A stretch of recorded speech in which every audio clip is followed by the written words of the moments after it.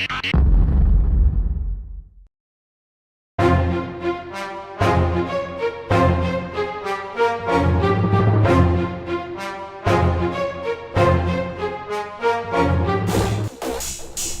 we're debating the Buffalo Bills because it's a really hot topic here around the city. The Bills have started 4-1, and I'm a big Bills fan, but I believe this team's for real this year, whereas Brian doesn't, and I'd like to hear why that is.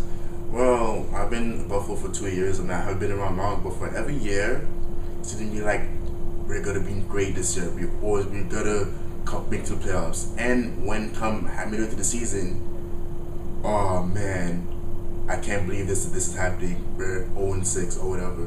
Because, like, if it's 4-1, you still have a majority of the season to go. You see what I'm saying? So, I'm sure they won against the Patriots, but it's not convincing enough for me to say they're legitimate contenders. So, my question to you is, you think the Bills aren't good because every year in Buffalo, the Bills fans think they are good? That's why they aren't good this year? Well, back in 2008, they started 4-1. However, they didn't make the playoffs that season. My own team, the Giants, started I believe 5-0 back in 09, 010, around that.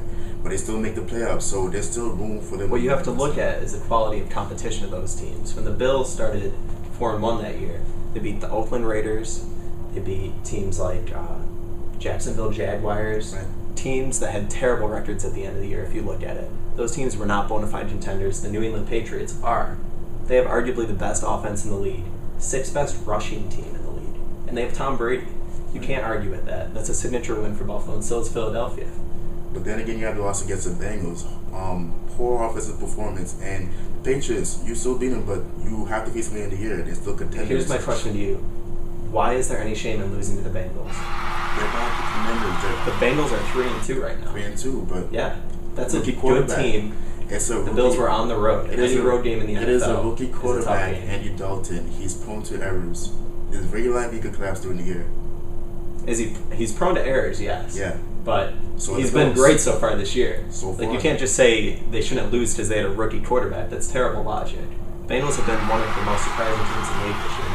That's not a bad loss. They still played them tough. Yeah. And you're going to lose some games, but if you look, Pats, Eagles, and you can't discount the Raiders. Yeah. Raiders have been great. Exactly. They beat the Jets. Those are big wins for the Bills, and this is a good Bills team. But it's the consistency. Like, they only scored 20 points, where in the other games, 100 plus rushing yards. Well, that could be. I'd be pretty mistaken about that. Fred Jackson, while we're on the topic, is the third leading rusher in the NFL right now. Correct. Adrian Peterson and Darren McFadden are the only guys in the league who have been better than Jackson this year.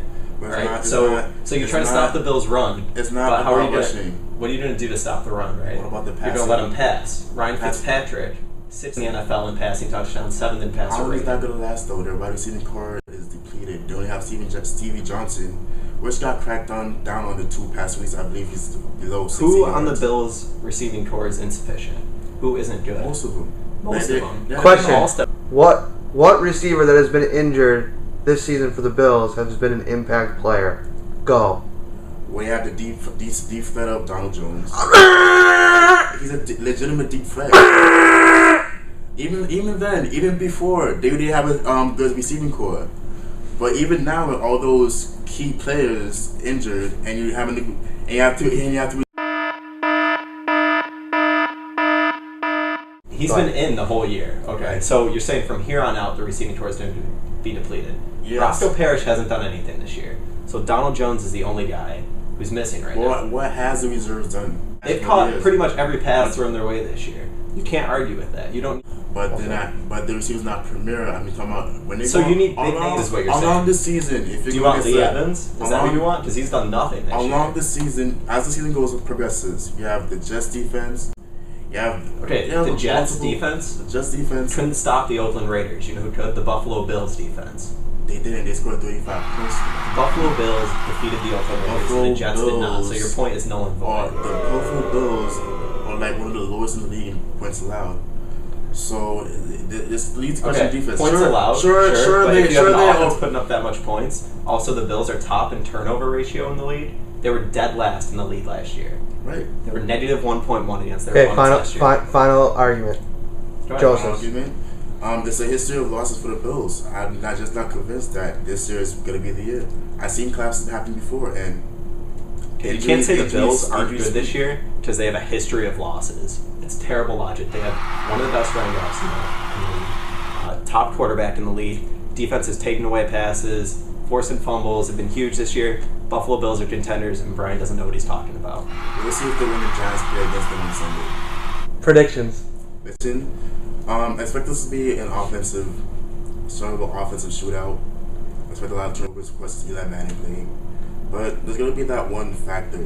Like, if you get Hakeem Nicks for another breakout game, possibly Matt Bradshaw. You never know. But one of them's going to step up, and the Bills are going to have to take a loss. Prediction score. Prediction for 35 to 28. 35. Giants. 35-28 Giants. I see 27-20 Bills game coming. Bills are going to pick off probably 2 or 3 Eli Manning passes. Going to have a little bit of trouble stopping the Giants' offense because they have struggled at times this year, but the offense for the Bills is just better than the Giants.